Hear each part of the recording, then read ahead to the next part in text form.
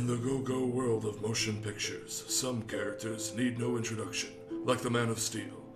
Others require setup before the tree of character bears the fruit of payoff, for the studios and the actors who portray those characters.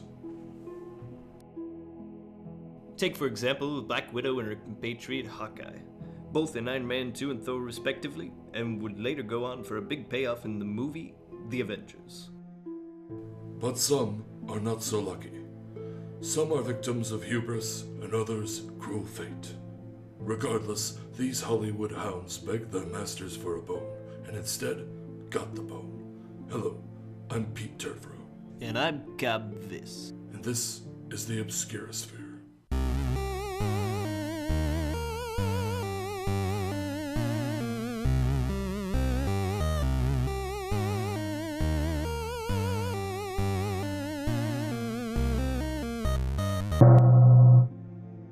Inquire if you are able. The mighty metal of Marvel movies. A long time they took the backseat to Hollywood. Now they grip the iron steering wheel of creative control. But two men were merely carpooling, Terrence Howard and Edward Norton. Timestamp 2008. Marvel's Iron Man.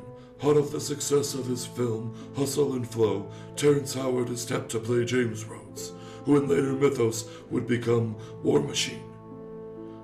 His initial reward was an enormous fee, higher than what was paid to Robert Downey Jr., Gwyneth Paltrow, or Jeff Bridges.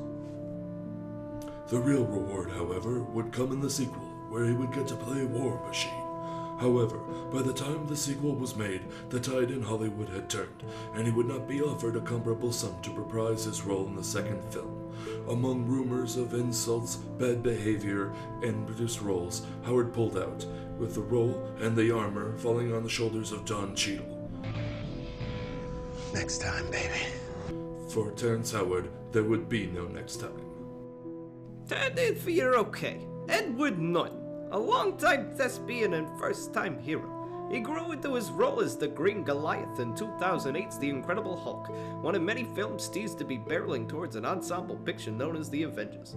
But due to what rumors rumbled as a rift between Norton and Marvel creative director Kevin Feige, Norton was replaced by another banner for that 2012 blockbuster in the shape of Mark Ruffalo.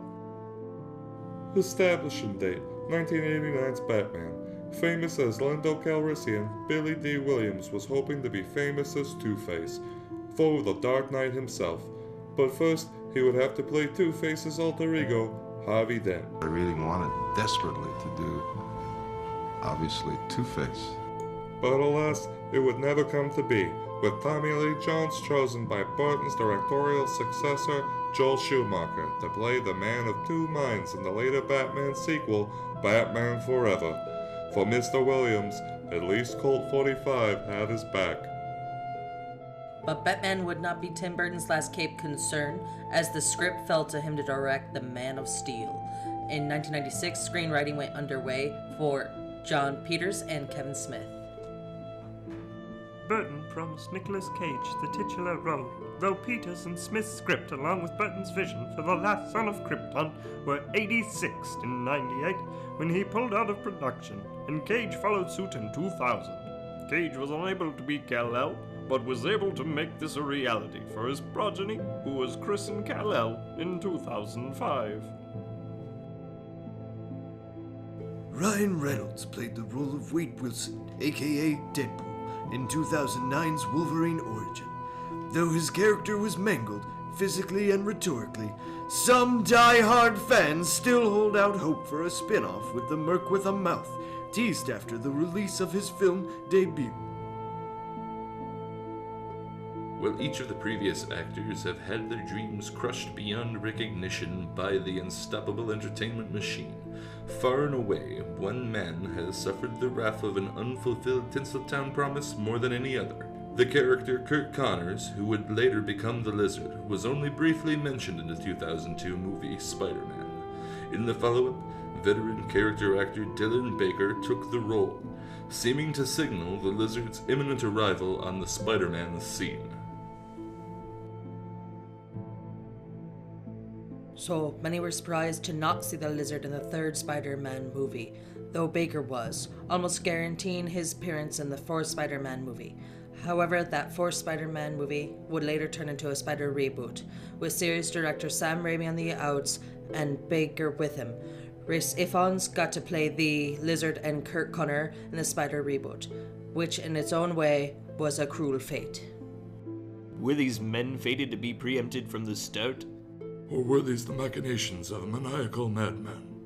Or was their fall from favor a failed Faustian pact? Aliens? The world may never know.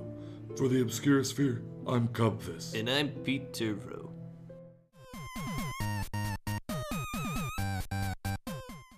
Peanut butter disaster.